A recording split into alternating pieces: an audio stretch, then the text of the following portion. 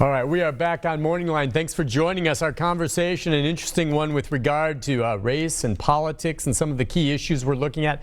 Joining us, professor from Vanderbilt, Jonathan Metzl. He's not only a professor of sociology, but psychiatry as well, right, Professor?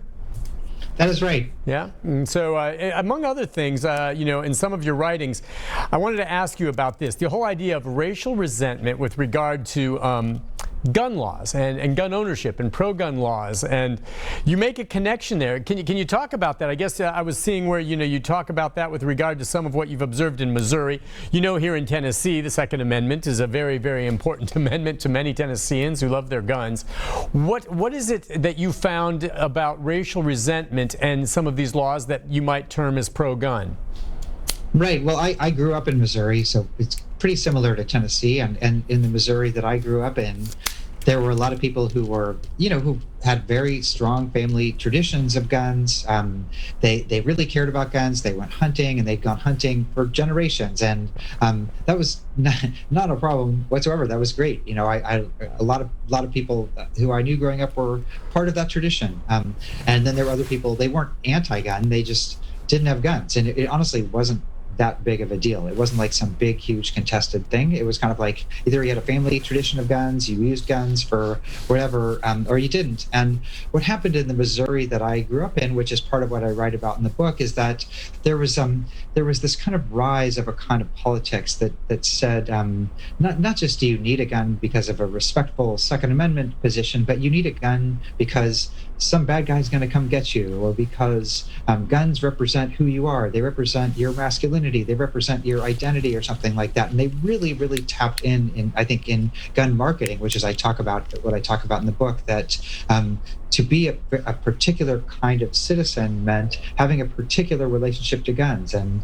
in a way, it was just a very slippery slope, right? I'm not discounting, again, people's affinity for guns, but I would say that the minute it became this really charged political and racial and gender identity, it just really kind of opened up, I felt like, the floodgates, because then it kind of led people to have, I think, it almost led to this position where, because this gun represents who I am and my politics and my race and all these kind of things, that it pushed us, I feel like, as a society into some pretty difficult places. Like, all of a sudden, things that were unimaginable 20 years ago, unimaginable when the Supreme Court wrote the famous Heller decision in 2008, this idea that basically anybody has a right to carry an AR-15 anywhere, or just ideas of why we need guns, not to go hunting, but to protect ourselves from other people and things like that.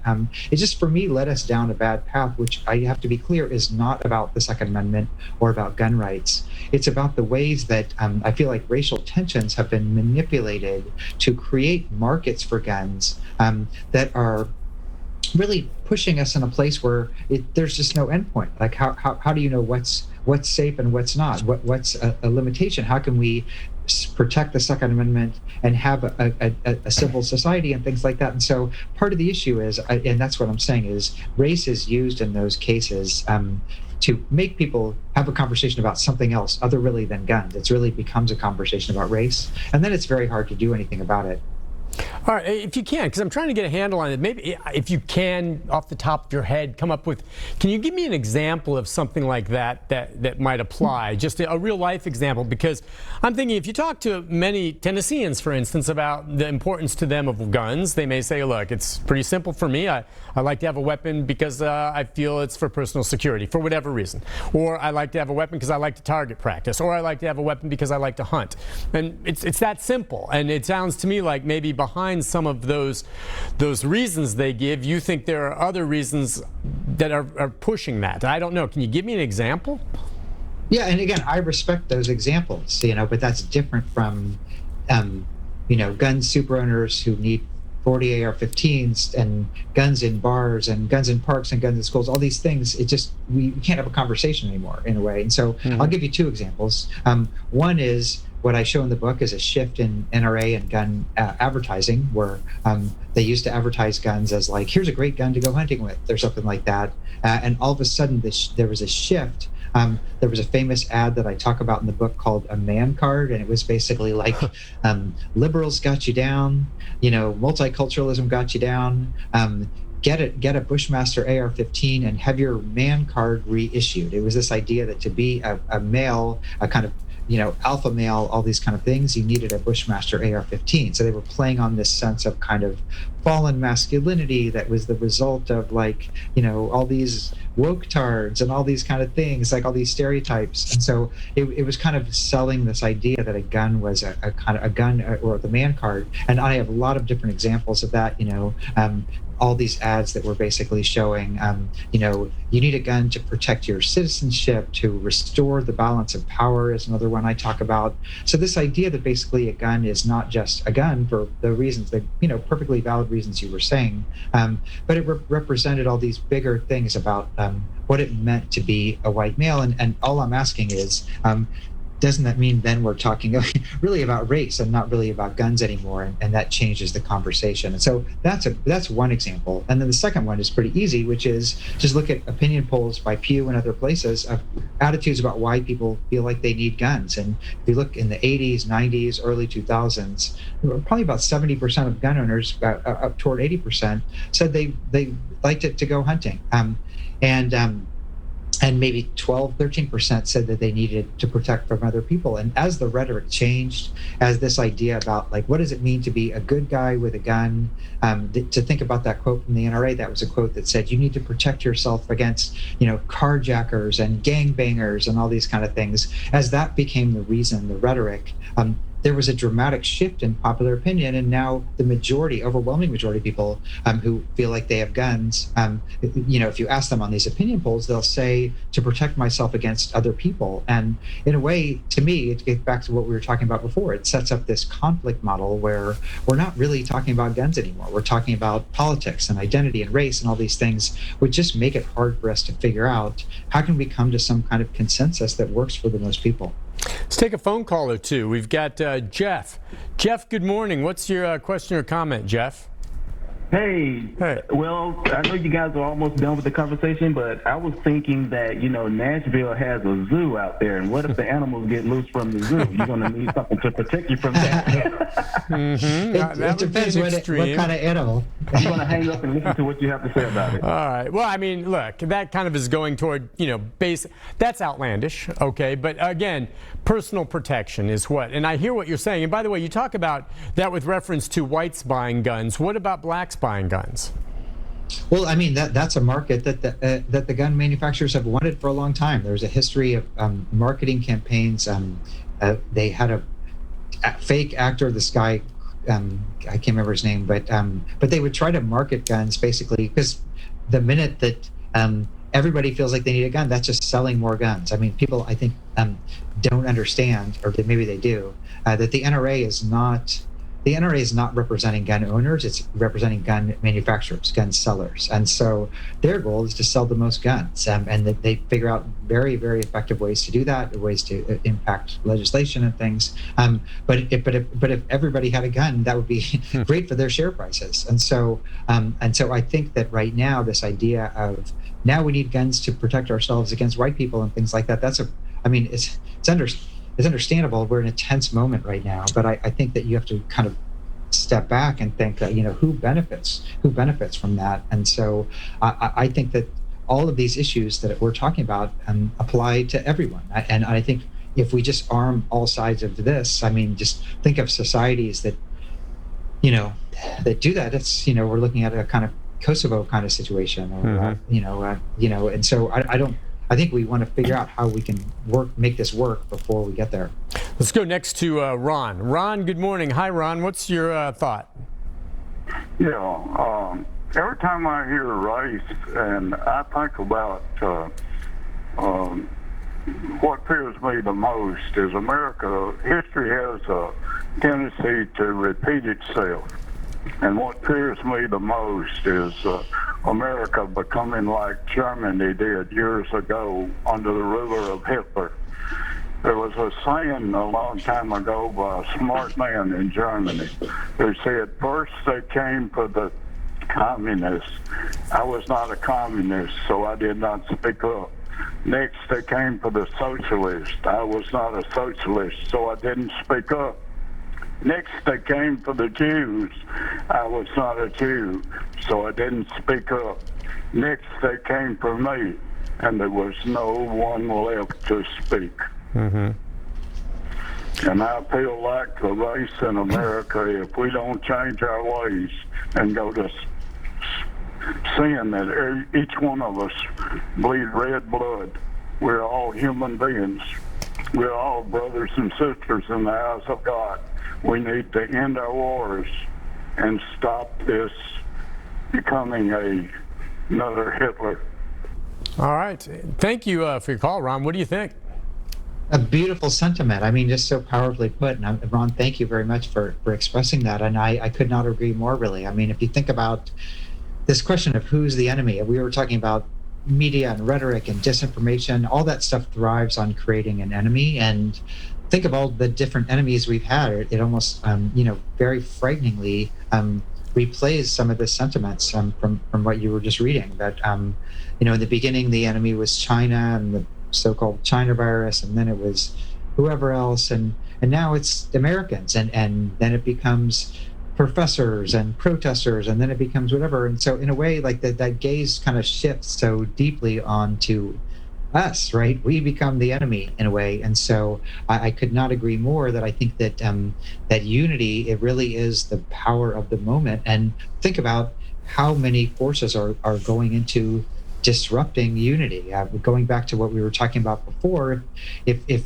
these disinformation messaging campaigns, which are super effective, tell us that all black people are looters, or all white Trump supporters are running around firing their AR-15 like Yosemite Sam in the air and stuff. The minute those divisions take hold, it seems like we have nothing left to communicate about, because we're so different. And the tragedy is, if you look at research, 80% of the country, actually, believe it or not, are in the middle. They consider themselves centrists on one side or the other. They feel like we should work together to solve common problems. But that never gets voiced, because there's such a pull toward the polarization. And just thinking of Ron's very powerful statement, it leads to constructing the enemy as us. It's not a good path to go down. Yeah. Let's take a call from Reverend Enoch Fuzz on line 1. Reverend Fuzz, good morning to you, sir. Hey, good morning, Nick. Hi. This is an important topic to me. America seems to be so off base. I've watched Sunday afternoon all evening some show about race in America. I heard your guest earlier kind of hit a good point. He used the word misinformation. So one of the things that, I don't know if you guys have heard this saying, this old long saying. I think what I'm telling you is that for the last 40 years, I haven't heard anyone say anything right about race relations in America. I haven't heard anyone, not even Dr. King. One statement that's very popular, and you'll know about it: Sunday morning is the most segregated hour in America. That's not true, Nick. And everybody embraced that statement, even the news media. That statement became popular because James Cone, some kind of liberation theologist, they made that up, okay? The liberation theology. He wrote it, he put it in his book called Liberation Theology. He made that statement, and then Dr. King quoted that in one of his sermons, so it popularized it in the media. Sunday morning is the most segregated hour in America. Reinhold Richard Niebuhr in 1954, he says the most segregated time in America is Monday through Friday at 5 o'clock, when people leave the industrialized society and go into their various homes. So one of the most popular things I like to say is that people are not racist, as they feel like, and I am surveilled. I've had that experience down through my life so many times, too many times, stopped by police, harassed by police, too many times. So if it happened to me, how much does this happen to other people? I'm able to do something about it. But people are not racist so much as we are racially ignorant. How many different races are there in the world? Ethnicities are there in the world? How many people know that? We're racially ignorant. And even I was nervous one day, Nick, when I was hosting a Hispanic group of people, and I was kind of nervous on what do I serve, what do I say. How many white people would have that experience hosting an African-American event? I've had white leaders say, you know, sometimes I feel like I'm walking on eggshells when I come into your community. But you always make me feel comfortable. And I say to them, well, I make everybody feel comfortable, but stay off my damn eggshells. Okay? Well, I'm saying that people are racially ignorant, and I don't know how we get past it, except what you just said. We are misinformed. They put out this bad information. Some people use it for advantage. And when I hear black parents talk about they educate their children about racism, and I heard a white athlete say, I feel like whites shouldn't be silent, but I don't know what to say. I've been hearing that loud and clear. Blacks don't know what to say either. Who taught you how to educate your children on racism? You're talking out the side of your neck. You're just saying stuff. I was proud when you said you had a doctor on from Vanderbilt to talk about race, somebody who's written books about it. And I looked at it and said, well, hell, he got a white guy. I'm just teasing you, man. But listen, you need people who are trained who in this stuff, who know about human relations, who know about ethnicity around the world, ethnologists kind of folk. That's all my rambling, Nick. Reverend, thank you as always. Appreciate it. And you please take care of yourself, my friend. Yeah, racial ignorance. What about that? I think there's a lot to what the Reverend just said. Well, look, I think part of the issue is humility, right? I mean, I think the Reverend made a great point. You know, what's this white guy doing on there?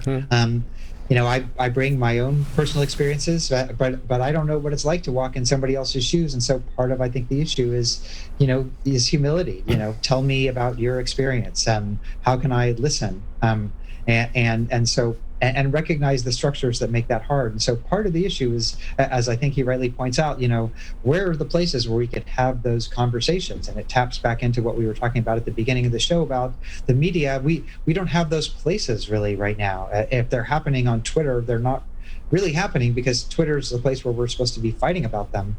And so, how can we enable those conversations? And also there's so much frustration because, people have a hard time listening and people get defensive. And that's what a lot of the protests are about right now, is kind of trying to get people to listen, because it really is a life or death issue for many people. So I think part of the issue is as he says, about humility, but I also think it's important to remember the end point, right? The end point isn't to protest forever. The end point isn't to have Trump rallies forever. Like, I don't know, think of all the fun times doing other stuff we're wasting. The end point is to get to a society where these issues are not, as important, because we're actually getting along a lot better than we are right now. And I think there's so much data. I talk about it in Dying of Whiteness in the book, to look at how societies that figure this out in a structural way. I think the Reverend's point was very good about, 5 o'clock when people leave work. Because in a structural way, corporations, for example, that have the most diverse boards and people contributing to the decision process, those people those companies are the best able to address complex problems.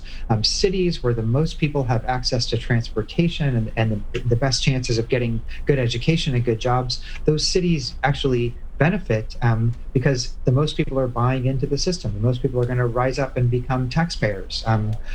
If we fix the racial wealth gap in this country, our GDP would go up 6 or 7%. It would be a tremendous boon. It's actually incredibly not cost effective to have a lot of people poor and without access to education. It's actually really, really costly, and we can fix it by actually investment. And so there are a million examples of ways in which this system is really working against what our bigger interests really should be as a country.